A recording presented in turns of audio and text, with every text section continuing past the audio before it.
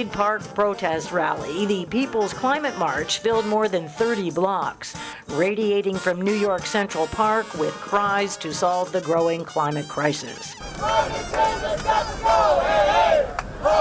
Environmental activist and author Bill McKibben set the challenge in motion 6 months ago for people who cared about climate to show up in New York. We're pretty blown away by how many people came. This is going to be not just by far the biggest climate change demonstration ever.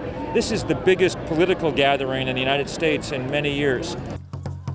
Police blocked off traffic for dozens of labor groups, indigenous people, students, and teachers. Hey, what do we say? Climate justice every day. Protesters carried banners and flags, chanted prayers and slogans, and danced through the long procession on the 3-hour route that led them to the United Nations.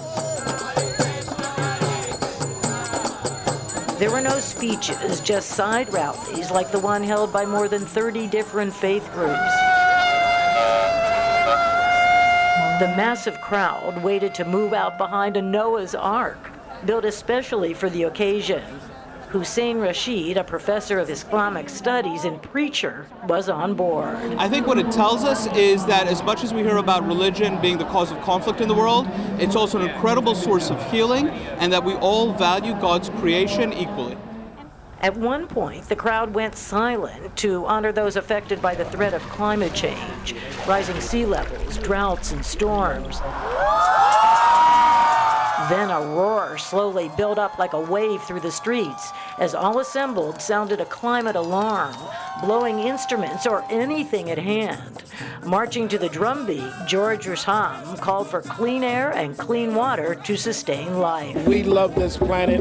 We love the ability to have a future, and we want to stand up and raise our voices that those who are elected to represent us, this must be on their agenda, or we're not interested in them as well. That agenda includes issues of social justice, food, public health, and community survival, says Winnie Bianima, executive director of Oxfam International. So we want to see action because the science tells us that if we don't act now, we are heading for a planetary catastrophe.